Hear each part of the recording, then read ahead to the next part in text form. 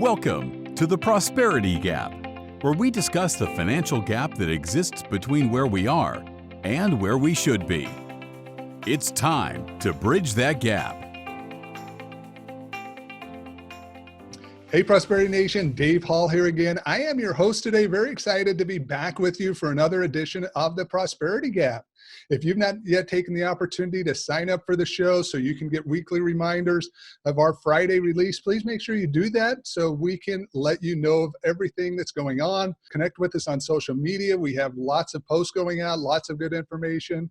Today's show is like all of our shows. It's a very exciting show for me because I continue to get to meet new people and introduce you to new people, as well as having the opportunity to better understand finance myself. Yeah, I do it for a living. I've coached people for a number of years, but anytime I meet someone new, I come away with great ideas and new things that I've not thought about before. So today's show is no different. I have with me Clarissa Moore. She is the budget queen. She has her own blog, budgetqueenblog.com. Clarissa, welcome to the show. Hi, thank you so much for having me. I'm so glad to be here. Oh, I'm very excited. It's always fun because I get a little sneak peek of what we're going to talk about, obviously, from the notes that CR sends to me, telling us what we're going to talk about, some of the things we'll cover. It's very exciting to me to see kind of your background and what's led you to this point in your life. So share with the listeners a little bit about your journey and what brought you here. Well, I have been helping people with their finances since about 2005. That's when I went off to college. And I really just had a knack for it. So I was really good at budgeting, really good at saving money. I've been working since I was 16 years old and just saving everything I could, really helping out my mom by buying my own clothes and paying my own phone bill and things like that. So I was really, really good with budgeting. And then my friends would see that I was doing such a great job and they would ask for help. So that started out very, very early. But then I came into the finance world about 2008, actually, where I started working for a bank.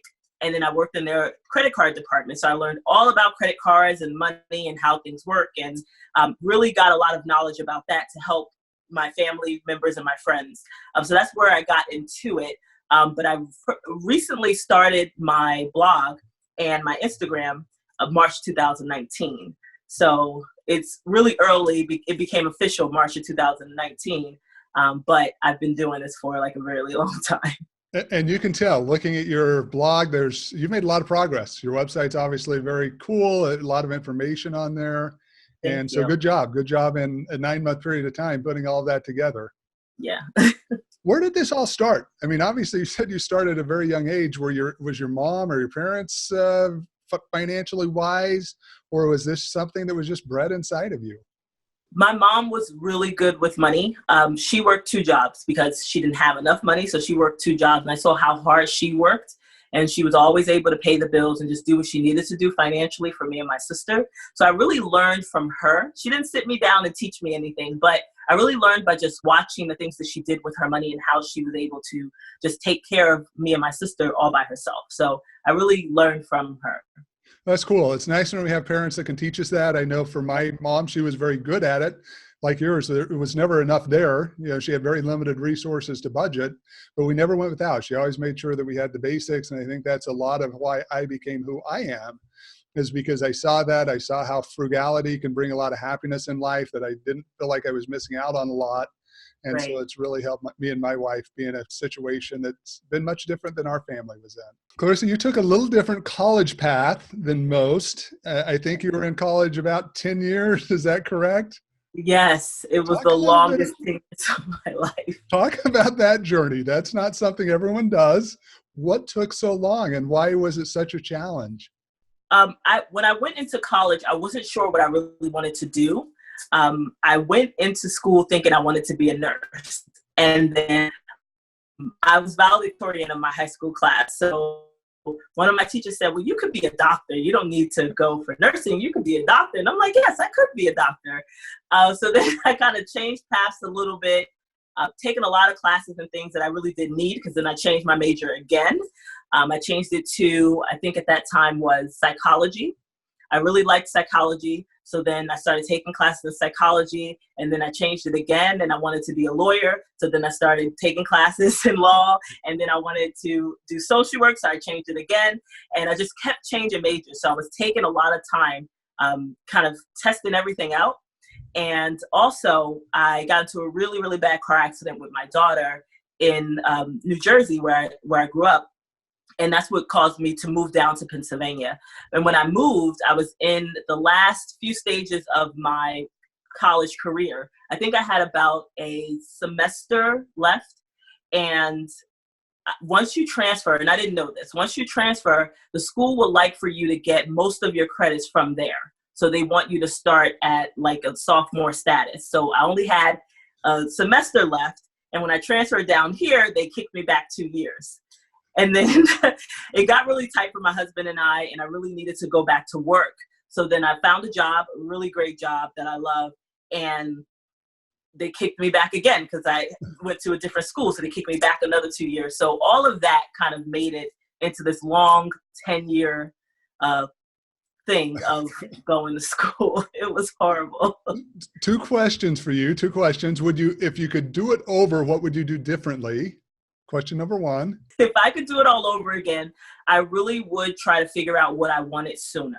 Although it was amazing to kind of dabble in a lot of different things, I think it would have been beneficial to just figure out what I wanted before I got to school and just gone ahead and did that. It took a lot of time and a lot of money. So I have a lot of student loan debt because of that. I say, as fun as it is to learn, it definitely is tough if you go backwards, where you take the time to get the education versus getting the right education, getting a good job, and then continuing to educate yourself when you've got substantially more money coming in. Number 2, do you ever wish you would have continued on the path to be a nurse or a doctor? No. What I noticed is I felt like I was really smart and I had everything. When I took some of those science classes, I was like, yeah, I don't think this is for me. So I'm really glad with the path that I took. I have my bachelor's. I actually have my bachelor's in psychology. So then I went back again. I have my bachelor's in psychology and my master's in business administration. So I really love the kind of mix that I have. I think it really helps me in what I'm doing with helping people with their finances, because you learn a lot about, different behaviors and why people do the things that they do. And then the business aspect is really helping me with my business and reaching as many people as I can. I think it's so critical, the process you've taken. I wish more people would, because I completely agree with you that one of the biggest issues that we have out there is a lot of money management is a mental issue. People have got to get past certain things, either things that happened to them when they were younger, current things that are happening maybe in their marriage, maybe it's you just want to spend money to piss their spouse off.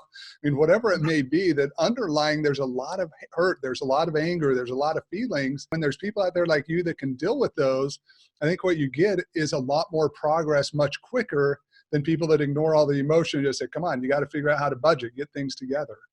Absolutely. Absolutely. A lot of my clients, I walk them through the psychological aspect of it, the mental part of it, getting over roadblocks and things, like you said, that you probably learned as a child, or what you didn't learn as a child. Just getting over that really opens up the floodgates to being able to understand and apply the information that you need to have a better life financially. It's been very interesting. Our family's been watching one of the big weight loss shows where people are morbidly obese, they're way overweight. It's been very interesting for me as I've watched that. The biggest issue most of them really have is psychological.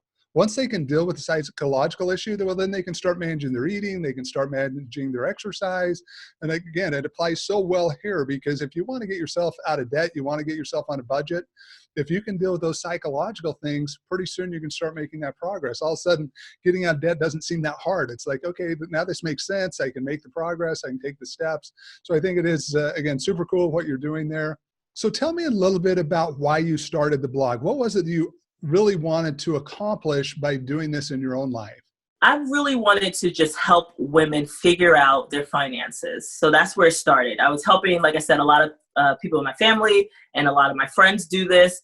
And then a lot of people referred me to other people, their friends and family members that they knew. And I helped this woman who was really in a bad situation with her husband, her kids, and she really just had to get out. But she really didn't have the means to be able to do that. Like, her husband was mostly the breadwinner. She didn't have her finances in order or anything like that. And I really helped her get things together, figure out a budget, help her fix her credit. And her credit, in a matter of months, just skyrocketed 100 points. And she was able to kind of get approved for a loan and to get a house to move her kids out of that situation. And she was just so happy and so grateful. And it really just showed me how much of a difference that I can make in the lives of women who really don't know what to do with their money or how to manage it at all. So that really was the turning point for me. I realized that I really wanted to reach as many women as I can. And I know the best way to do it is to do it online and on the internet. So that was the turning point for me. That's cool. And I think it shows a lot of who you are. I would have guessed it by you saying you wanted to be a nurse, that you're a very servant-oriented person. You love serving other people. You love helping other people. And to me, those are the best consultants. They're the best leaders. They're the best people to guide you, because what you're doing is out of your heart. You're not doing it because you want to make a ton of money, although that's important for all of us. But deep down inside, it's like, look, I just really want to make your life better so you can find more joy and happiness in it. Right. The passion comes first, the check comes second. So we all love money, but what drives me is the passion to help people. So you're absolutely right. So I know there's two main things you focus on, or two things that I'd like to talk about in detail that you focus on. Number one is getting people's credit score right. Are there some tips, anything you could give our listeners to help them if they're struggling with this credit score process, and things that they could do? I think it all boils down to your budget. That's why I'm known as the budget queen, because I think it all stems from there. If you understand what money's coming into your household and what money is going out, you'll be better prepared to deal with the 5 components of your credit score. So the biggest component of your credit score is your payment history. So if you can't pay your bills on time, it's going to bring down your credit score tremendously. So having a budget helps you map out what bills are due, when they're due, and how much is due, and making sure that you have enough to be able to afford that. So I basically, my foundation is in budgeting, but I basically help people with their budget to do other things and kind of give them tips and tricks on how they can either get out of debt, or increase their credit score, or get a home loan, or what have you. Another thing is like your length of credit history, which is a big part of your credit score. Just showing people how it works and what those equations are, and how to figure out what to do with the lines of credit that you have, how long you should keep them open.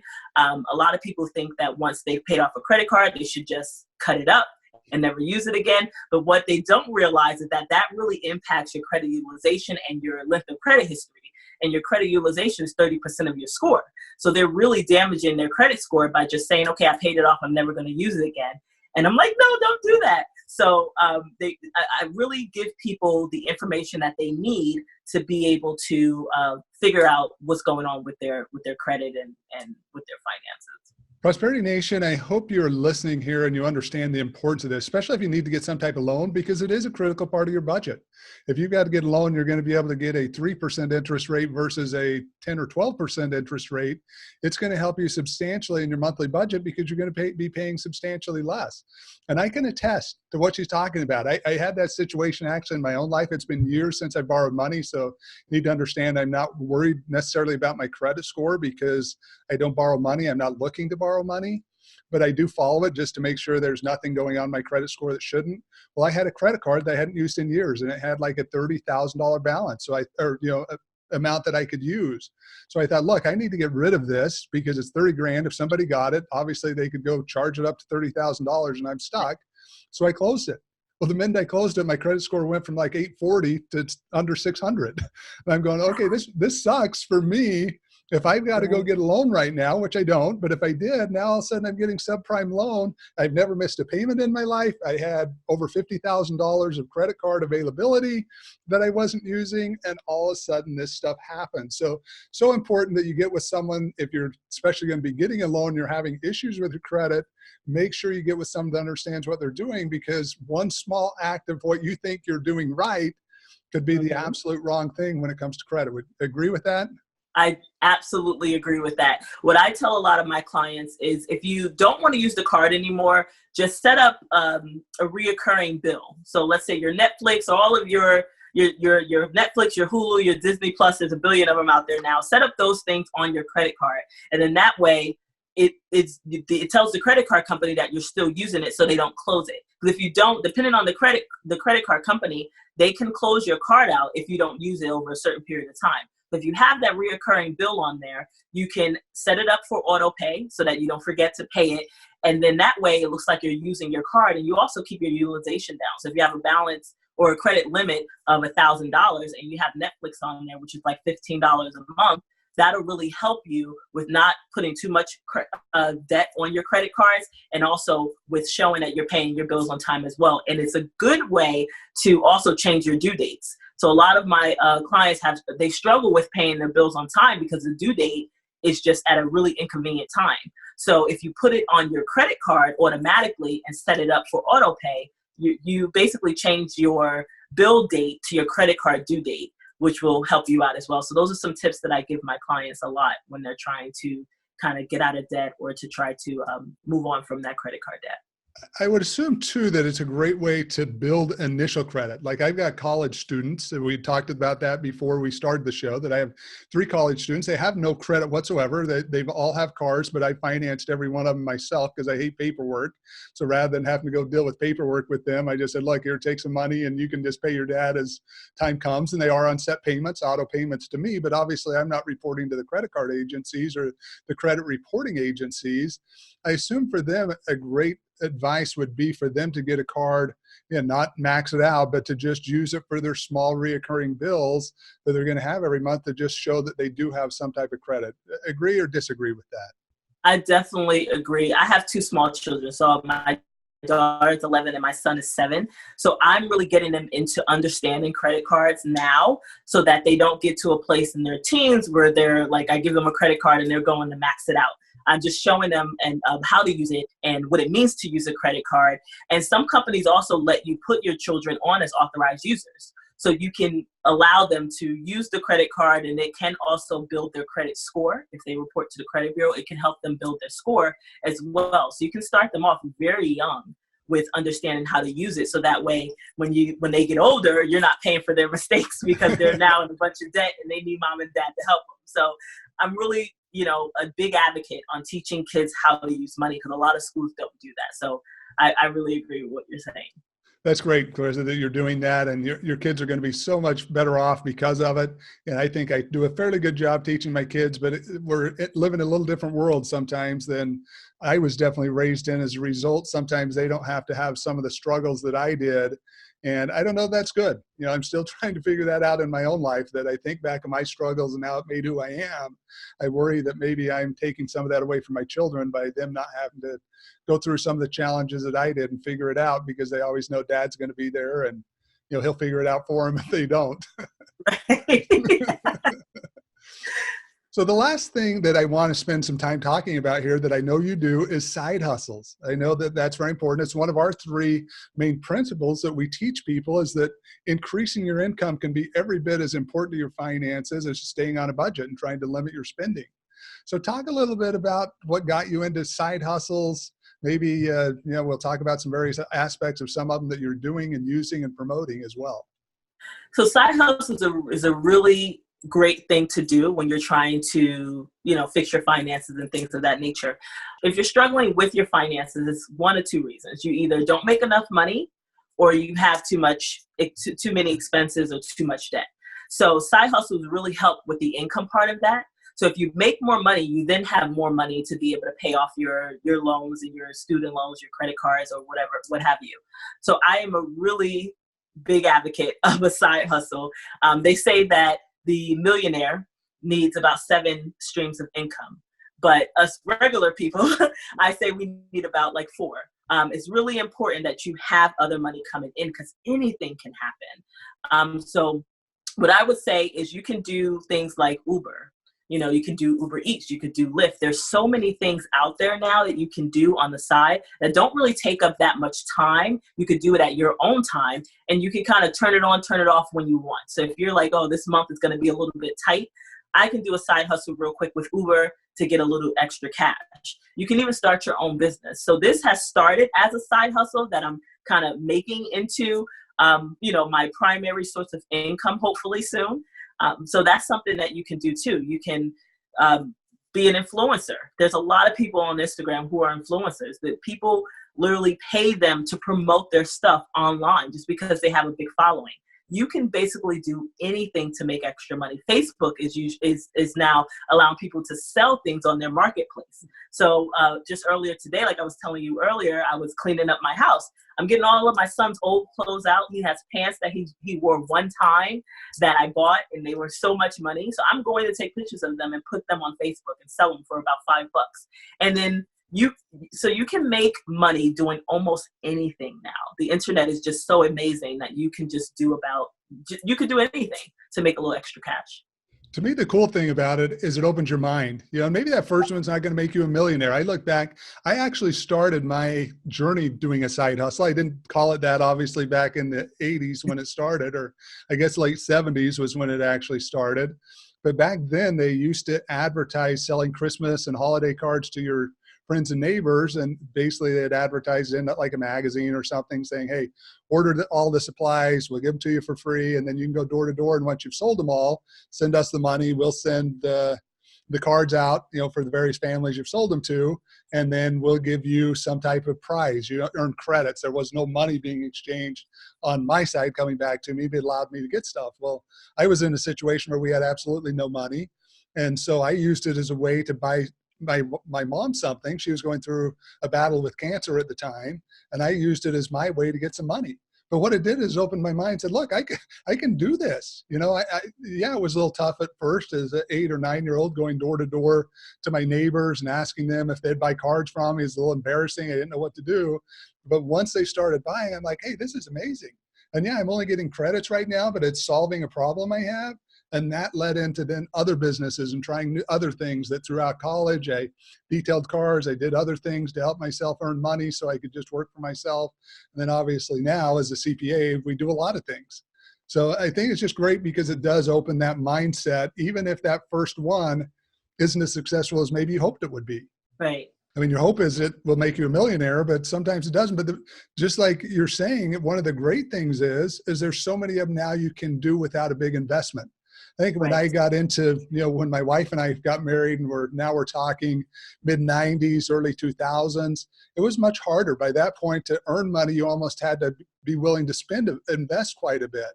Well, not so much anymore. You can, jump onto a car, you can go start making money. You can do various things on the internet, start writing a blog. There's so many of them now, just take your time and some commitment to continue to do the things that you're interested in, the passions that you have. Right. And I think it's good to just learn other skills and just keep your mind active and just to do something different. It keeps it really exciting. As a kid, I babysat. I did a lot of things. I helped clean people's houses. I did everything. So I think it's really important just to try to figure out what you're good at and take those skills to help you make some extra money. We don't know what's going to happen in the economy. We don't know. So if you have some extra skills and some other ways that you can make money, it's less stressful, because if something happens, you always have a backup plan. And I'm always about a backup plan. And it doesn't take a ton to change your life. I mean, not that obviously we don't all want to make thousands of dollars, but if you're coming up short $200 or $300 a month, and you can go do a side hustle and make $100 a week and not only pay for that shortage, but also have some excess. I mean, again, that's not a ton of money, but if it relieved the burden that you were under, hey, that's a great thing. Now it's gotten you to a point that's like, okay, now we're not stressing and going backwards. At least we're staying even. And yeah, we'll figure out some other things to get us to where we're heading in the right direction. Right. So I think you do some coaching with this as well. Is that correct? That in addition to the blog, you will help introduce people to various side hustles and some of the things that they could potentially do themselves? Yes. I get a lot of questions because I just started my business in March of 2019. So it's only been a few months. I get a lot of questions about how I'm building it so fast and, what I'm doing. So I am going to be helping people with, starting their own business on the internet, whether it is with finance or not, just kind of how to do that and market yourself online. I also do coaching. One of my signature programs is my budget coaching program that I do, where I teach you for 4 weeks how to create a budget. We've gotten so much success out of that program. I've had women quit some of their second jobs that they had because they found so much extra money in their budget that they didn't even need it. I had somebody find over $1,000 in their budget just by figuring out where their money's going. So really, really great things that's happening in the budget coaching program. I'm going to be doing it quarterly. My next one is March of 2020. So we basically just meet on Zoom once a week. And I also do personal one-on-one calls every week as well. And they have access to me via email if they have questions that pop up. And I give them homework, and then they do the homework, and then we discuss it, and then go on to the next part of learning about the budget. But it's an amazing program, and I'm helping so many women. Because I like to do the one-on-one thing with the people in the program, I only allow about 10 to 15 people in there because I don't want to get too overwhelmed that I can't meet with everybody. But it's a really great program, and I'm really proud of the success that the women are having thus far. And this will be my second time actually doing it. I'm just really excited. And you should be. I mean, it's super cool that you're really making an impact in people's lives, that you're really helping them to improve the situation they're in. And it's something that what you're doing changes people's lives forever. I mean, that's the other great thing is if you can fix the way they spend today, 10, 20, even the next generation is going to be better off because of what you've taught these people and how you've been able to help them out. Right. I really want to help women to understand just everything about their finances and about their budget so that they can take this information and be able to figure out any situation. Because things always change. Your income might go up, it might go down, but I teach them the skills and techniques on so they can do it on their own, so that they can take that with them no matter what they're doing or where they go. And it is those skills that is the critical part. I mean, if I look in my own life, luckily we've had pretty stable increased income throughout my career, but we've lived very poor at times, even though we've made really great money. We've lived in a 1-bedroom apartment with six of us, I guess, that we had at the time. We've lived in bigger homes, but what's been cool about it is our family's been so used to just saying, look, we will do with what we have. Really doesn't matter if we have a 1-bedroom apartment or a 6,000 square foot home. We are super happy to just be with our family. The material things aren't important. We can live this way no matter what our income status is. And we've been able to do that because we've taught our kids the importance of the principles. To say, hey, it doesn't matter. You don't have to have designer jeans. You don't have to drive the nicest car. You just need to have a family that loves and supports you, or other people that are there in your life, and be willing to cover your basics. And you can find all the happiness you're really looking for, but you need to remember these basic principles. Absolutely. Absolutely. So let's give the listeners, this has been a great show. Love talking to you. Very excited about your serving heart, how willing you are to help other people. Let's give our listeners information on how they can get a hold of you and maybe some of the things that you can continue to do to help them improve their own situation. Well, I have my blog, which is www.budgetqueenblog.com. And you can find me mostly on Instagram at budgetqueen_blog, or on Facebook, Budget Queen Blog. I have a lot of freebies and things that I just give out for free. I have free webinars where I teach women all types of things. I also have courses to help women to teach their children how to do things with their budget and their finances. I just have a lot of different things that touch on like your credit, savings, investing, things like that, where you can reach out to me and get that help. Well, Clarissa, thank you so much for being on our show today. Thank you so much for having me.